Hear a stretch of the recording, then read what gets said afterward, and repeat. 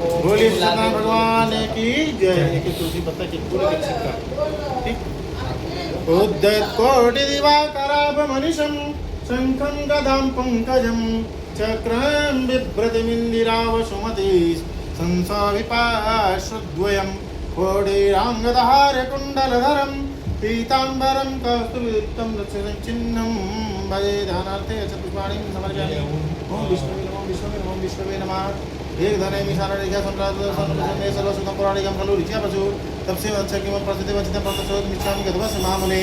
देखिए एक समय की बात है, 88,000 ऋषिगण एकत्र होकर परस्पर विचार करने लगे। किस चीज का? इस कलयुग का विचार करने लगे। इस कलयुग में ऐसे ऐसे लोग होंगे जो नाना प्रकार के क्लेशों से युक्त होंगे। किस प्रकार से? नाना प्रकार के क्लेशों से युक्त होंगे।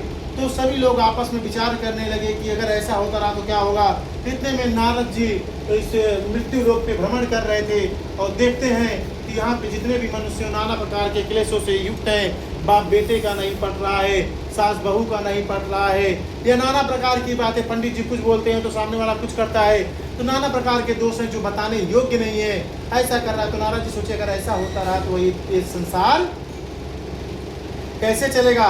तो नारद जी को बड़ा दुख हुआ। तो नारद जी भगवान नारायण के शरण में गए और शरण में जाने के बाद हाथ जोड़ के उनसे प्रार्थना किए। शांताकारं भुजगशयनं पद्मनाभं सुरेशं विश्वाधारं गगनसदृशं मेघवर्णं शुभांगं श्रीलक्ष्मीकान्तं कमलनयनं योगविधानं वन्दे विष्णुं भवहरणं सर्वलोकैकनाथं। बोल श्री लक्ष्मी नारायण भगवान की जय। देखिए ऐसा कहते मान नारद जी गए और कहने लगे कि बाप बेटी का नहीं पट रहा है, क्योंकि आजकल के बच्चे कैसे होंगे और उसमें गलती बच्चों की नहीं, गलती किसकी होती है? माँ बाप की होती। क्योंकि कैसे होती है, क्या करते माँ बाप आज के? पढ़ी के अंग्रेजी कहाँ आएंगे साहब। बच्चों को पढ़ने के लिए बाहर भेज देंगे और बच्चे अंग्रेजी पढ़ेंगे तो क्या करेंगे? पढ़ी के अंग्रेजी कहाँ आएंगे साहब, होटल में मद पान करेंगे, कर खंडन तीर्थ मंदिर का और पुण्य कथा रुदान करेंगे। अब लातन देखी जवान सभी निज मातु पिता को नहीं चाहेंगे। अगर ऐसे ऐसे बच्चे रहेंगे तो माता पिता का क्या होगा, या इस संसार का क्या होगा। तो नारद जी प्रार्थना किए, भगवान प्रसन्न हुए। भगवान ने कहा बताइए क्या क्या वृत्तांत है। तो उन्होंने कहा मैं ऐसा ऐसा वृत्तांत है, मैं पृथ्वी लोक से मृत्यु लोक से आ रहा हूँ। इसका नाम मृत्यु लोक क्यों है? क्योंकि इस धरती पे कोई भी अमर नहीं है, इसीलिए इसका नाम मृत्यु लोक है। तो सब देखते हुए भगवान ने कहा ठीक है मैं विचार करता हूँ। तो भगवान ने कहा मैं तुम्हें एक ऐसा व्रत बताता हूँ। वह कैसा व्रत है? श्री सत्यनारायण भगवान का व्रत। वह ऐसा व्रत है जो सभी दुखों से आपको युक्त कर देगा और संसार के सभी सुखों को आपको प्राप्त करेगा जी। और इसका तो नारद जी ने कहा कि ठीक है इसमें क्या क्या सामग्री लगती है, क्या क्या पदार्थ लगता है, वो सारी चीज़ बता दीजिए। तो तब भगवान ने कहा उस दिन संध्या के समय सत्यनारायण भगवान की पूजा करें, ब्राह्मण और बंधु सहित धर्म में तत्पर हो, नैवेद्य पक्की मिठाई और सवैया प्रसाद भक्ति से अर्पण करे। केले की फली, घी, दूध, गेहूँ का चूर्ण ले अथवा गेहूं के चूर्ण में अभाव में साठी चावल का चूर्ण, बूरा अथवा गुड़ ही लेना चाहिए। परंतु संपूर्ण प्रसाद भक्ति भाव से इकट्ठा करके भगवान का भोग लगाएं। अपने बंधुओं सहित कथा श्रवण करके ब्राह्मणों को दक्षिणा दें। तत्पश्चात बंधु बांधुओं सहित ब्राह्मणों को भोजन कराएं। फिर भक्ति से स्वयं प्रसाद भक्षण करे। नित्य गीता आदि रात्रि का जागरण कर आचरण करे। पश्चात श्री सत्यनारायण का ध्यान करते करते अपने स्थान को चला जाए। इस प्रकार व्रत करने से निश्चय ही मनुष्यों की इच्छा पूर्ण हो जाती है। विशेष करके कलयुग में भूमि के ऊपर यही लघु उपाय है और इससे कोई छोटा कोई और उपाय नहीं है। बोलिए सत्यनारायण भगवान की जय। प्रथमोध्याय।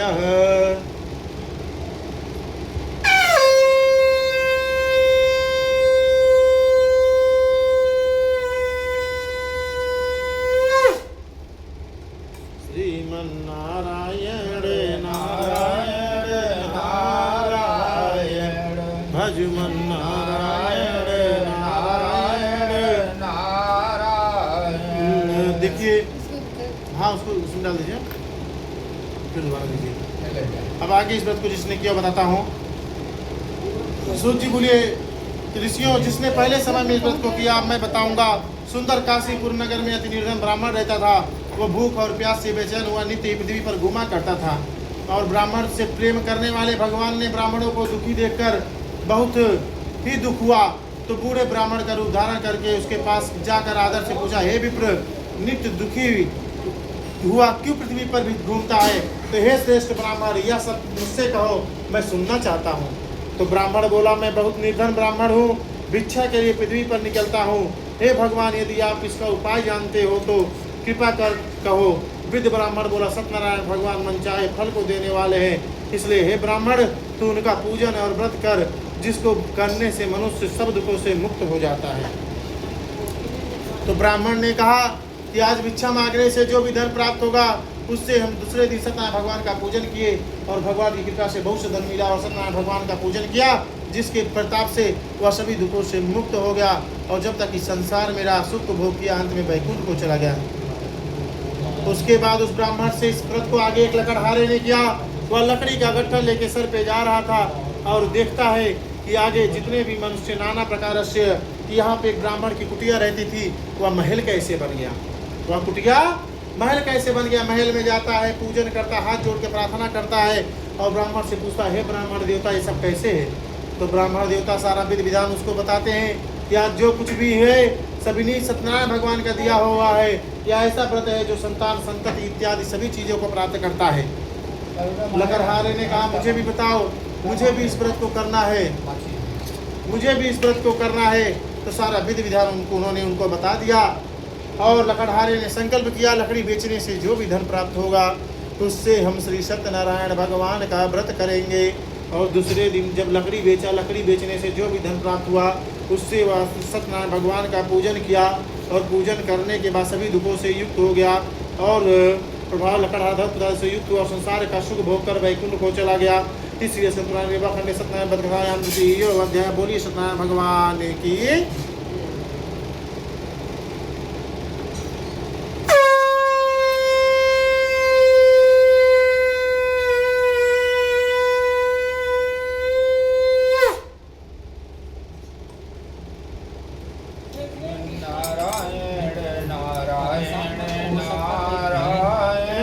भजमन नारायण नारायण नारायण श्रीमन नारायण नारायण नारायण। बोलिए आनंद सच्चिदानंद भगवान की। अब आगे कथा कहता हूँ, सुनो। सूत जी बोले, हे श्रेष्ठ मुनियों, अब आगे कथा कहता हूँ। पहले समय में उल्कामुख नाम के एक बहुत ही बुद्धिमान राजा थे। वह सत्य, वक्ता और जितेंद्रिय था। प्रतिदिन देव स्थान में जाता था, ब्राह्मणों को इतना दक्षिणा देता था कि बहुत से ब्राह्मण संतुष्ट हो जाते थे। उसकी स्त्री कमल के समान मुख वाली सती साध्वी थी। एक दिन भद्रशिला नदी के तट पर दोनों सत्यनारायण भगवान का पूजन कर रहे थे और पूजन करते करते एक वैश्य आया जिसके पास व्यापार के लिए बहुत प्रकार का धन था। नौका को किनारे ठहरा कर राजा के पास गया और व्रत करते हुए देख विनय से साथ पूछने लगा, हे राजन, भक्ति युक्त चित्त से आप क्या कर रहे हैं? मेरी सुनने की इच्छा है, या आज मुझे बताएं। राजा बोला, हे साधु, अपने बंधु बांधवों के साथ पिताजी के प्राप्ति के लिए यह महाशक्तिवान सत्यनारायण भगवान का व्रत का पूजन किया जा रहा है। राजा का वचन सुन साधु आदर से बोला, हे राजन, मुझसे सब विधि विधान कहो, मुझे भी यह व्रत को करना है। और राजन ने सारा विधि विधान बता दिया और बनिया अपने घर पे गया। जब घर पे गया अपनी पत्नी से कहने लगा, हे प्रिय, मैं एक ऐसा व्रत सुन के आया हूँ जो पुत्र रत्न को प्राप्त करता है। वह व्रत कैसा है? पुत्राधिको पुत्र नितश्च पुत्र सर्वाजिता नहति सपद्य रूपा। और वह व्रत ऐसा है जो पुत्र आदियों को युक्त करता। उसकी पत्नी बड़ी खुश हुई और कहने लगी कि अगर ऐसी बात है तो कल सुबह उठते ही मान हम इस व्रत को करेंगे। तो उसके पति ने कहा, अभी व्यर्थ में धन क्यों नष्ट करोगी? जब हमें संतान होगी तब हम इस व्रत को करेंगे। तो जब ऐसा हुआ तो सारी चीजें देखते देखते उन्होंने कहा ठीक है। उसकी पत्नी ने कहा, क्या पुत्र रत्न से बढ़कर धन मूल्यवान है? तो पति ने कहा, टका धर्म टका कर्म।